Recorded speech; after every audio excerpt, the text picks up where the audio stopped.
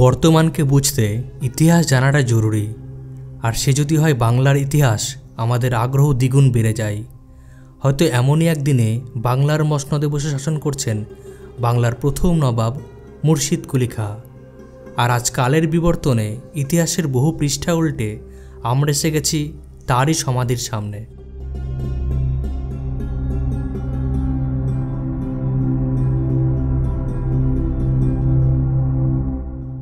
ইতিহাসের খোঁজে আমরা মুর্শিদাবাদের নানা প্রান্তে ঘুরে বেড়াচ্ছি। এই মুহূর্তে রয়েছি মুর্শিদাবাদের কাটরা মসজিদে। আর এই কাটরা মসজিদে রয়েছে বাংলার প্রথম নবাব মুর্শিদ কুলি খাঁয়ের সমাধি। আনুমানিক 1723 থেকে 1724 সালের মধ্যে এই মসজিদটি নির্মাণ করা হয়।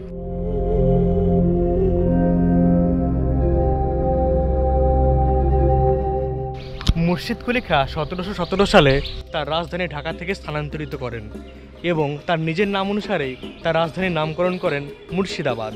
এই কাটরা মসজিদের একটি বিশেষত্ব হলো এই মসজিদের চারিদিকে 4টি মিনার ছিল। বর্তমানে 2টি মিনারই খারাপ অবস্থায় দাঁড়িয়ে রয়েছে। আমার পিছনের এই মিনারটি ভেঙে গেছে দেখতে পাচ্ছি আমরা। মনে করা হয় ভূমিকম্পের কারণেই এটি ভেঙে গেছে।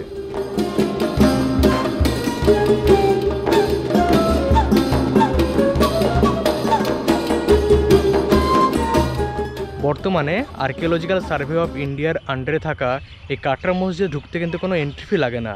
আর সকাল 10টা থেকে বিকেল 5টা পর্যন্ত এখানে বিনামূল্যে প্রবেশ করা যায়।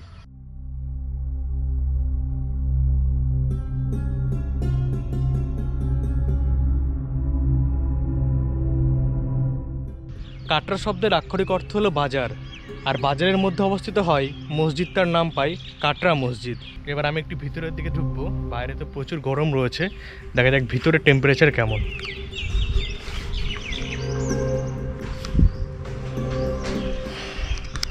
এখানে বেশ ঠান্ডা অনুভূত হচ্ছে, ইকো হচ্ছে, আমরা ইকোর শব্দ পাচ্ছি। আমরা মসজিদের বেসমেন্টে এসে গেছি। আর এখানে দেখছি ফাঁক ফোকর রয়েছে। মেবি এখান থেকে বায়ু অথবা জল চলাচলের ব্যবস্থা ছিল।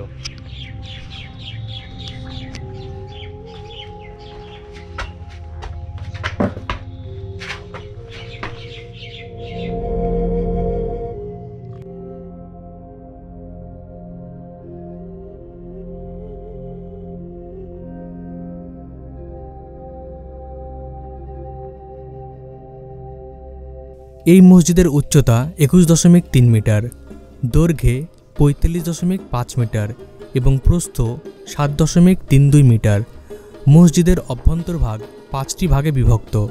প্রতিটি অংশের সামনে রয়েছে একটি করে সুদৃশ্য খিলান প্রবেশপথ। এই 5টি খিলানের মাঝখানে প্রধান খিলানটি আকারে অনেক বড়, যার দুপাশের ঊর্ধ্বভাগে 2টি মিনার রয়েছে। মসজিদের উপরে আছে একটি সুন্দর গড়নের গম্বুজ।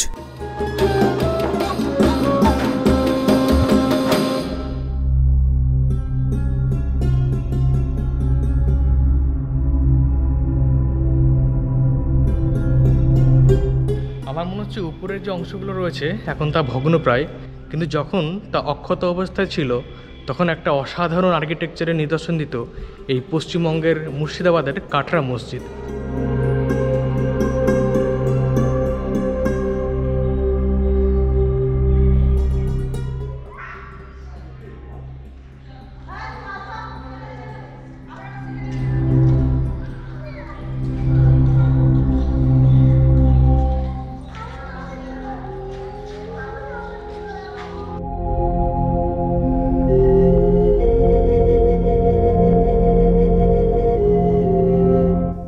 একসময়ে উর্দু শিক্ষার ক্লাস হিসাবে ব্যবহৃত হতো মসজিদ সংলগ্ন এই কুঠুরগুলি।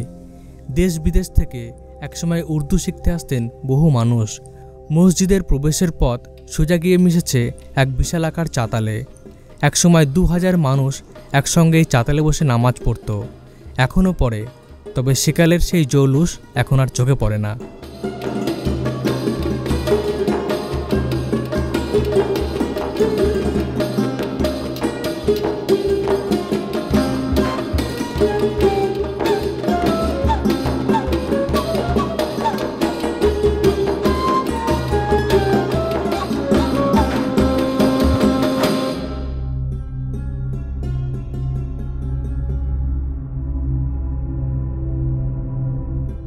আমার পিছনের এই পিলারটি এখন কিন্তু অক্ষত অবস্থা রয়েছে, বাকি দুটো আমরা দেখলাম সেগুলো প্রায় ভেঙে গেছে।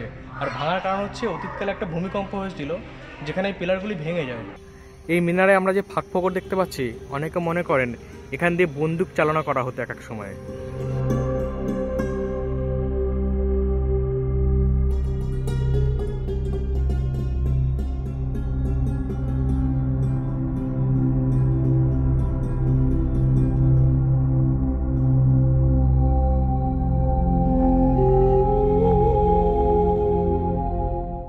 বর্গাকার বেসমেন্টের উপর অবস্থিত এই কাটরা মসজিদটির ভিতরে বেশ কতগুলি কক্ষ রয়েছে। মনে করা হতো আগে এখানে 700 জন মতো লোক একসঙ্গে বসে কোরআন শরীফ পাঠ করতে পারতেন।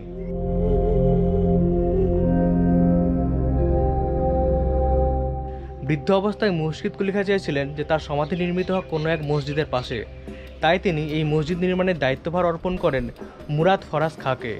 তিনি ছিলেন একজন দক্ষ কারিগর।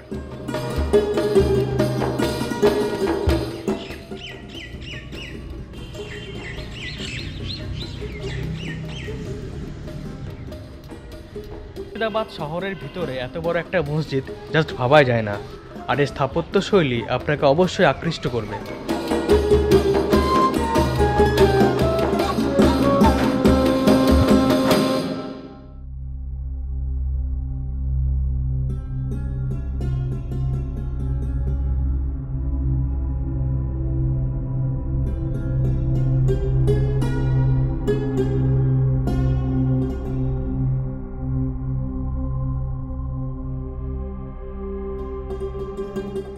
মুর্শিদ কুলি খাঁ তার নিজের জীবনের পাপকর্মের জন্য অনুতপ্ত ছিলেন এবং তিনি চেয়েছিলেন এই মসজিদে যারা নামাজ পড়তে যাবেন সেই পুণ্যার্থীদের পদপিষ্ট হবেন এবং তার পাপ থেকে কিছুটা মুক্ত হবেন।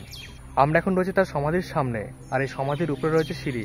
এই সিঁড়ি দিয়েই পুণ্যার্থীরা নামাজ পড়তে যেতেন। আমরা এখন সেই সমাধি দর্শন করব।